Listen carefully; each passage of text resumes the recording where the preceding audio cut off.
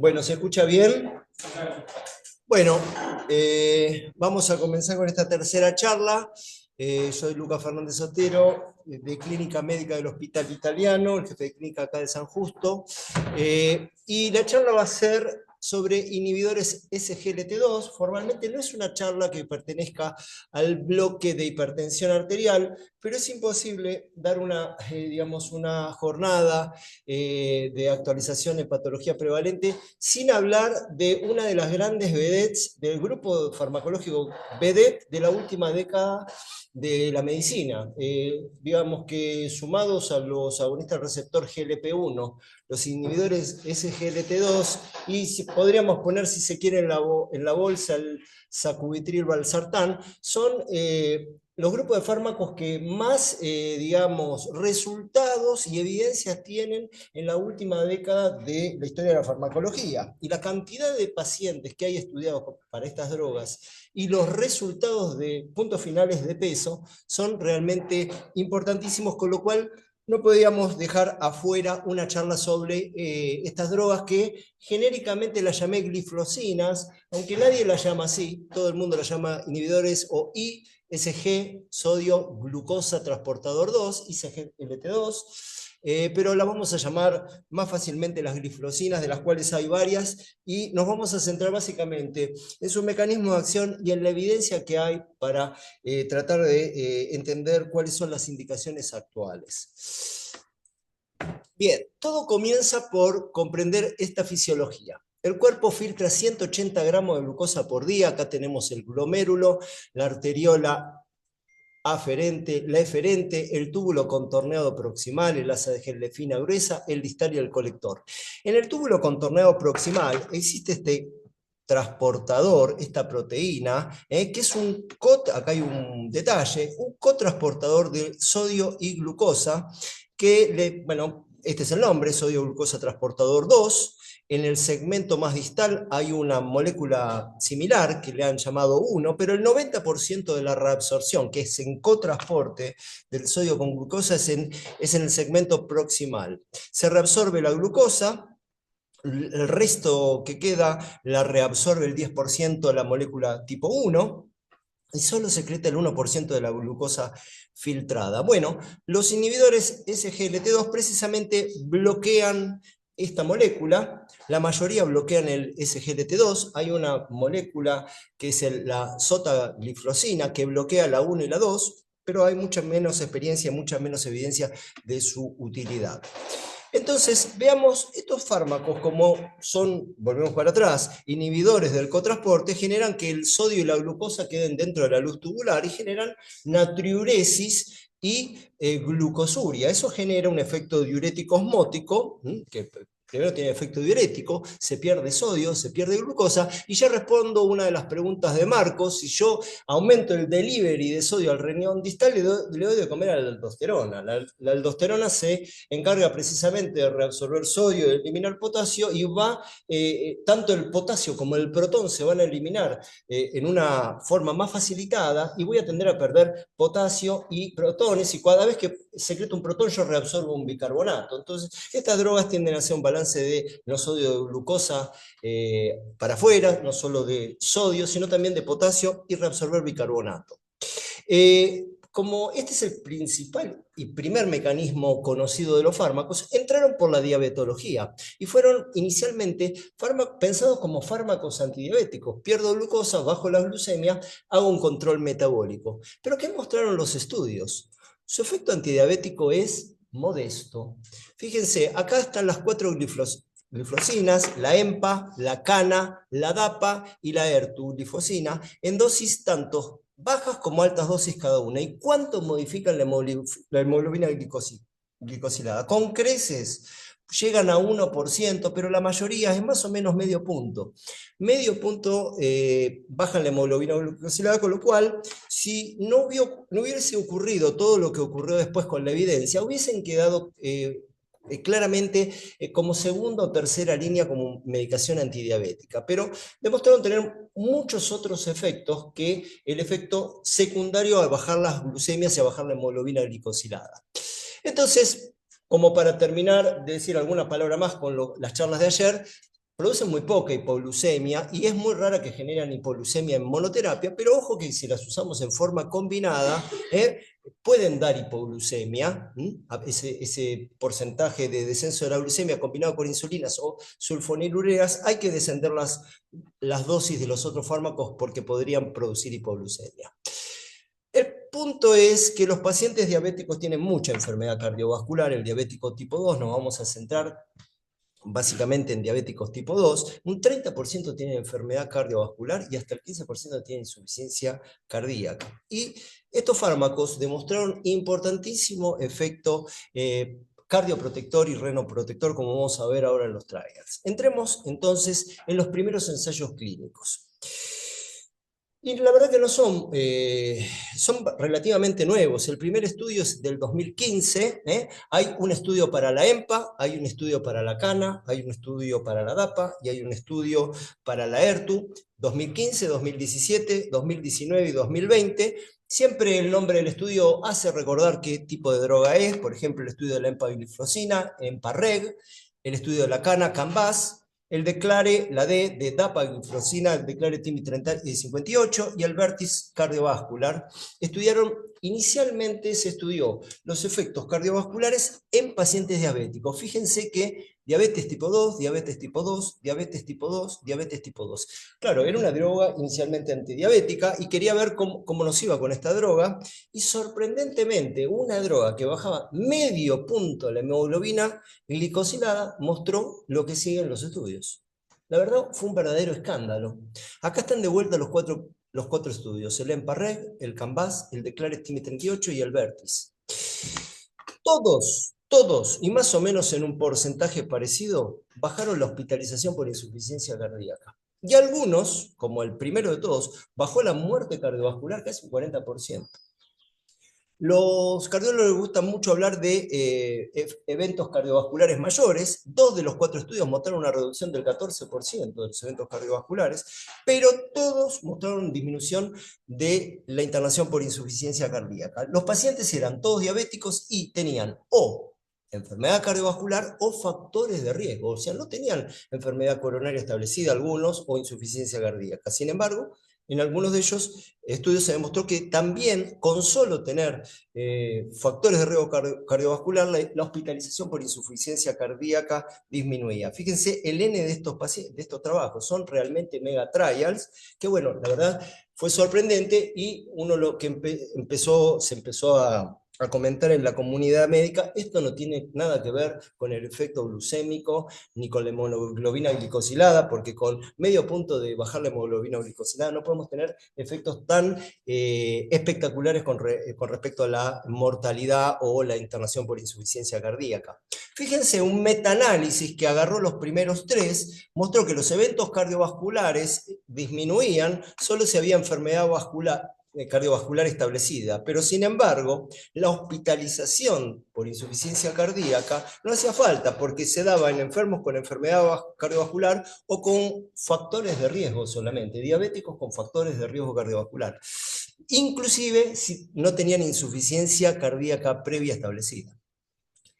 Entonces, dado que no cerraba, que esto fuese por un efecto hipoglucemiante o un efecto antidiabético, se empezaron a estudiar pacientes que no fuesen diabéticos, y acá llegamos a un estudio paradigmático que un poco cambia todo, que es el famoso DAPA Heart Failure del año 19, donde van a estudiar pacientes, como tuvo tantos buenos resultados a nivel cardiovascular, y dice, bueno, ¿por qué no los estudiamos directamente pacientes con insuficiencia cardíaca, como le llamamos antiguamente sistólica, o más modernamente con fracción de eyección reducida, menor al 40%, y vamos a estudiar pacientes diabéticos y pacientes no diabéticos? El DAPA Heart Failure, con 4.700 pacientes, la mayoría de los pacientes no eran diabéticos.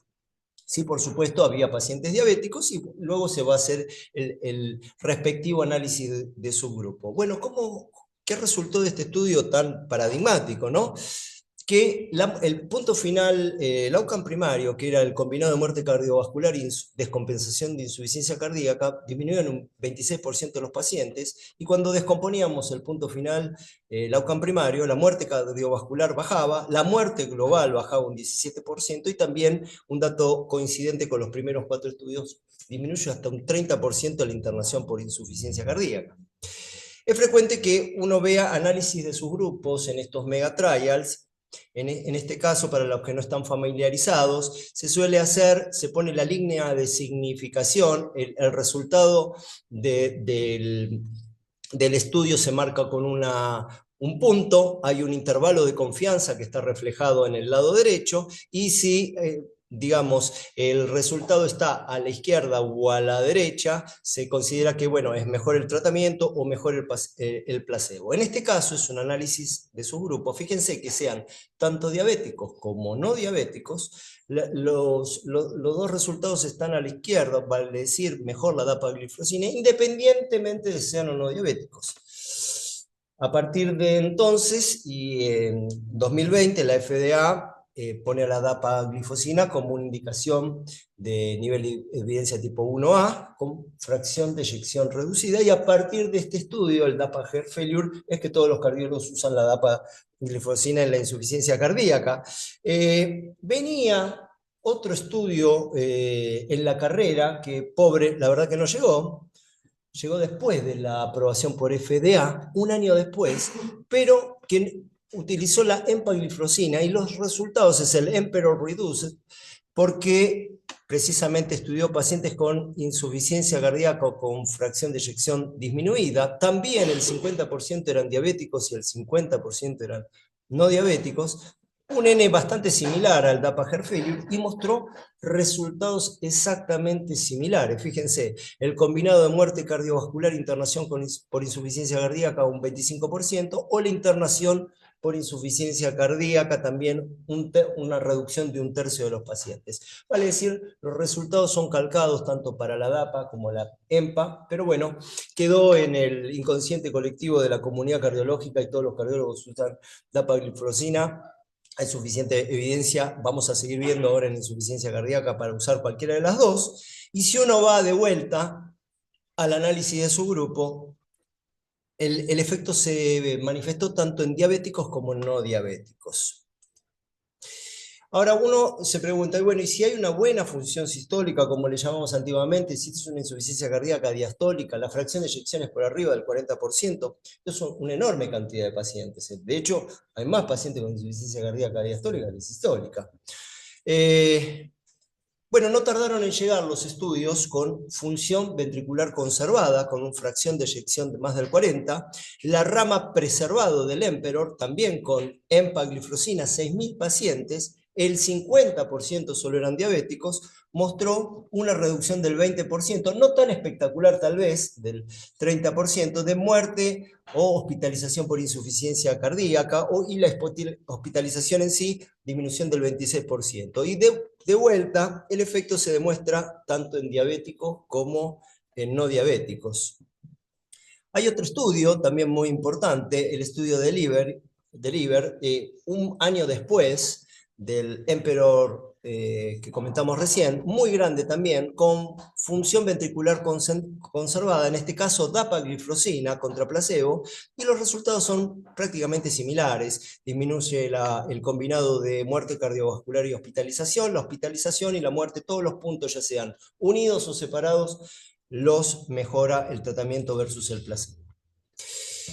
Entonces saltamos, hasta ahora estudiamos la insuficiencia cardíaca en forma crónica, que podría ser pacientes de consultorio. ¿Qué hay de los pacientes que ingresan al hospital, a la unidad coronaria, con insuficiencia cardíaca agudo? ¿Está estudiado? ¿Cuándo habría que empezarlo? Hay mucha menos información, pero hay alguna información en la cual nos autoriza a comenzar con las gliflocinas bastante precozmente en el hospital, una vez que se estabiliza el paciente con el edema agudo de pulmón. Por ejemplo, el estudio en PULSE del año 20, muchos menos pacientes, con 530 pacientes de insuficiencia cardíaca aguda, randomizó empagliflozina contra placebo, luego de la estabilización inicial con diuréticos, bajarle la presión, estabilizar tal vez la enfermedad coronaria. Con una media de 3 días iniciaron la droga. A 90 días era 96% mejor en la rama tratamiento.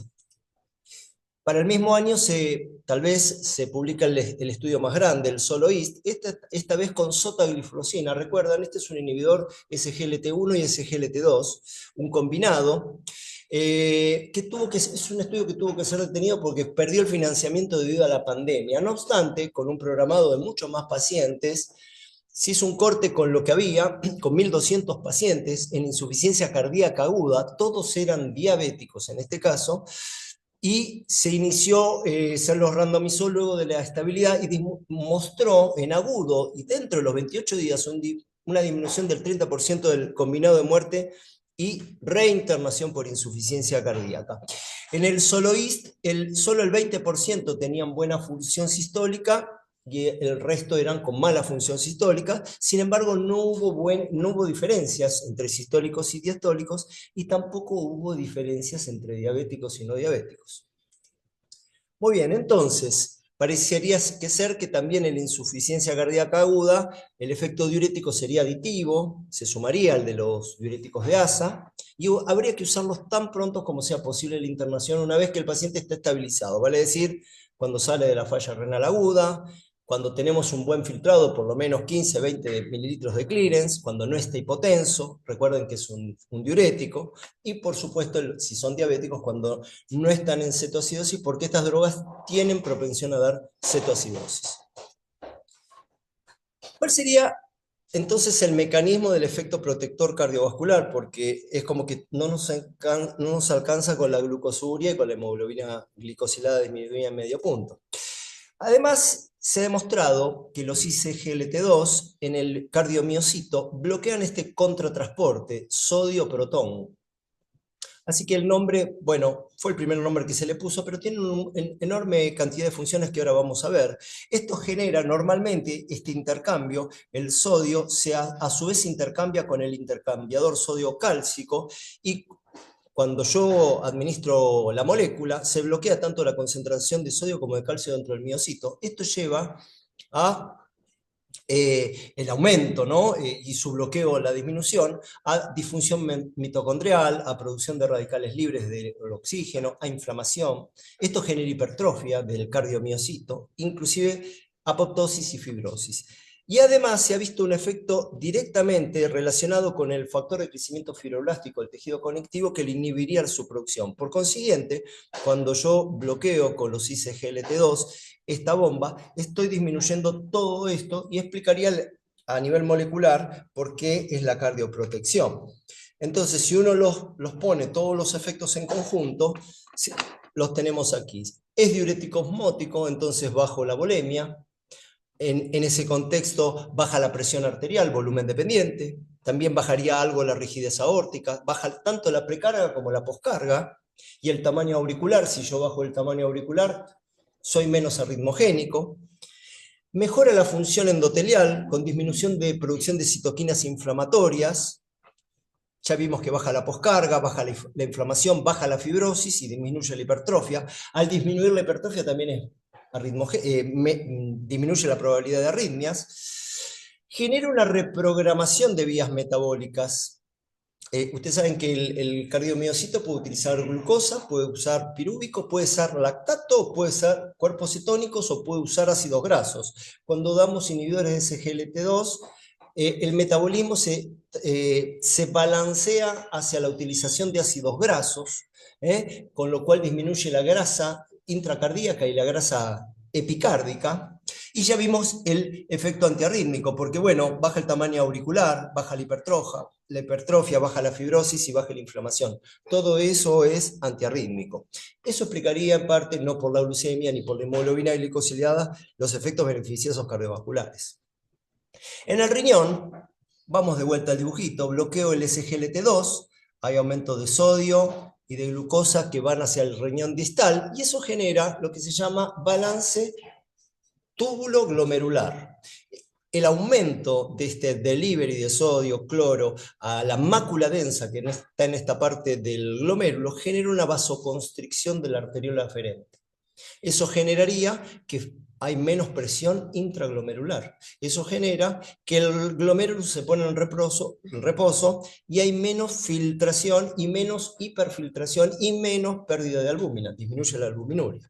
Eso a su vez genera que aumenta la producción de eritropoyetina, con lo cual aumenta el contenido arterial de oxígeno. Y todos sabemos que al aumentar el contenido arterial de oxígeno, los pacientes con insuficiencia cardíaca se benefician. De hecho, uno de los tratamientos bien reconocidos de la insuficiencia cardíaca son las cargas de hierro en los pacientes que tienen algo de ferropenia.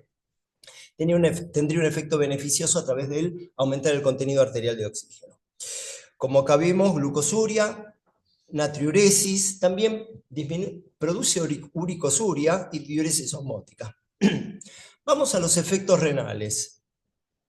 Durante 30 años la piedra angular del tratamiento de la proteinuria fue los IECA y los sartanes. Los pacientes que tenían proteinuria les dábamos esto y con muy buenos resultados. Perdón. El primer estudio del año 19 que evalúa los outcomes renales fue el estudio... Porque no te escucho. A ver, ¿me muteé? No, no sé qué pasa. A ver, yo estoy en audio. ¿Volvió? Vamos.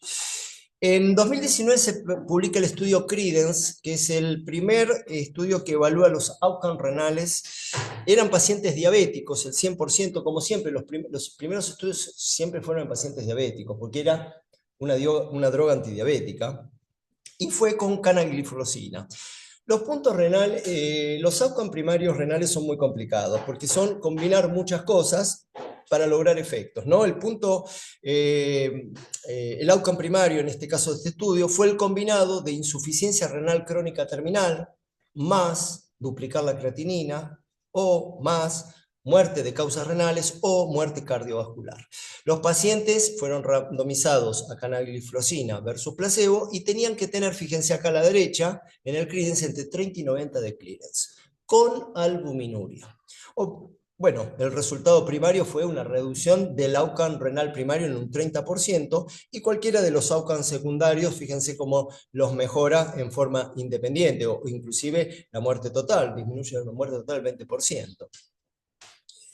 De hecho, se han hecho subanálisis. ¿Qué pasa si vemos los pacientes que tienen peor clearance dentro de este grupo de 30 a 90 y entre 30 y 45, o sea, los de peor filtrado? El outcome primario sigue siendo francamente positivo, con una disminución del 25% de eventos renales, con lo cual la FDA aprueba, en junio de 2020, se aprueba la canagliflozina para insuficiencia renal crónica, inclusive hasta clearance bajos de hasta 30 de clearance de creatinina con albuminuria, como tratamiento aprobado por FDA. El DAPA Heart Failure fue el estudio enigmático en insuficiencia cardíaca, que luego tuvimos varios estudios más con empagliflozina, tanto en sistólicos como en diastólicos.